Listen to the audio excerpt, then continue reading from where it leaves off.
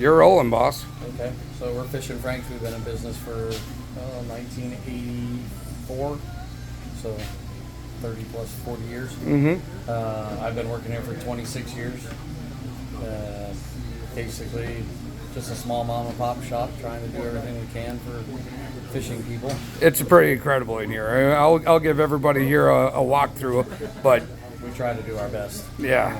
But we try to carry a variety of stuff. We try to be, one of our best things that we're known for basically is being helpful customer service wise. We are very sarcastic and cynical, not always politically correct, but we're honest and try to do everything we can to teach people so they can come back again and again. You can even look at our website. Our website has nothing to do with any product in here whatsoever. It's literally fishing information, the where's, why's, what's, and how's. There's nothing for sale on our website. We're a little weird that way. That's awesome. So it's just kind of cool. But we carry live bait for freshwater and saltwater. Carry our rods and reels from $20 all the way up to whatever your pocketbook allows, because everybody fishes from every walk of life.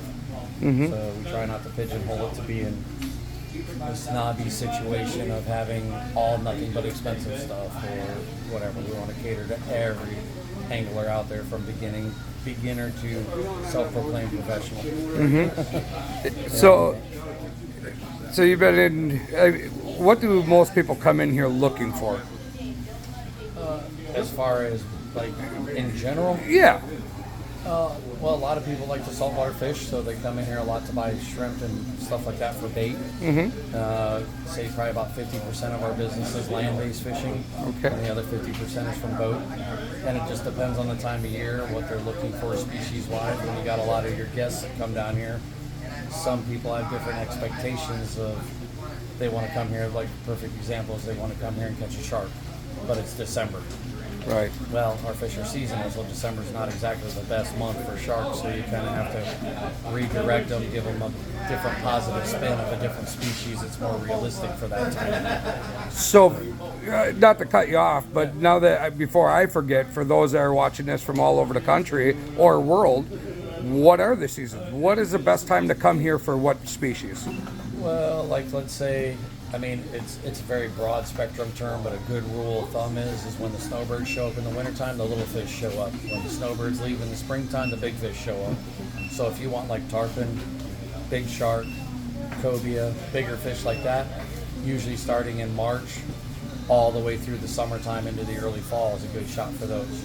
Okay. And then in the wintertime, it's more of the snook, redfish, and trout. But it just varies a little bit. The hardest part is getting people to break away from some of the myths. Like they think that tarpon fishing, because right now it's the beginning of tarpon season, and Boca Grande, Charlotte Harbor is considered the best tarpon fishery in America, North America. Yeah. The best month is May and June in Boca Grande Pass. I will say September in Charlotte Harbor is as good or better than the month of May is in Boca Grande Pass. Really? By far. I Wow. will take the Pepsi challenge on that any day. September can be some of the most epic tarpon fishing ever in this harbor. And the great part about it is that you have a lot less people. You're not fishing in a 1 square mile pass with 100 other anglers. And the fish are all spread out all over the place. It's not unusual to have a 8 to 15 fish day in September, just the same way as it is in May in Boca Grande Pass. Very cool. I did not know that. It can be really great. Huh. So it just depends on the species you want to target and all that stuff. So Is it's it pretty cool. is it the same way of fishing with the shrimp and the crabs and stuff No, like that? The feed changes in the fall. Okay. Like in the springtime when the tarpon first show up in Boca Grande Pass, they're all about wanting to spawn. So they're wanting high energy food to help build up their eggs for reproduction. So they're eating a lot of the crabs and the shrimp because that's the most abundant food source out there. And that helps them develop their eggs too. In the fall, they're building up their fat reserve to get ready to migrate to as far as Africa and Central and South America. And then we have some residents that stay here, but they're trying to build their fat reserves up, so they switch over to like ladyfish, something with a lot more substance to it. So we'll be throwing live or dead ladyfish this big out there on them. We also throw a lot of artificials at them. One of our favorite artificials for them inside the harbor because you're only fishing in 6 to 15 feet of water in the harbor, Mm-hmm. so they jump more. But we throw a DOA bait buster, by far the number one tarpon lure there is. Really? Yeah. And with the tarpon lures, are you looking for like a white base, black base? What are people looking for? What are they coming to Frank's for? The two best colors for tarpon in the summertime when they move into the harbor is root beer, gold glitter, and purple. And then after that, any of your natural colors work well too. Okay. We're all throwing big soft plastic swim baits. We prefer to use a single hook on tarpon rather than treble hooks because catch and release fishery, if they break you off and it's got a cage full of treble hooks, the fish is going to perish. Yeah. So we usually prefer to use single hooks on them. Plus a single hook usually sticks better than treble hooks do. Do you have one of those that you're talking about here in shop that they can look at while since it's fresh? Oh, yeah. Before we go look at that, but you showed me these rods. I mean, So we're extremely limited on space in here. You know, it's we were in business for 30 years across the street, and we got burned down by a drunk driver. And we were closed for a full year, and then we found a new location here, so we're limited on space. So Frank had to come up with a concept of holding as many rods as possible, so in the smallest footprint as possible.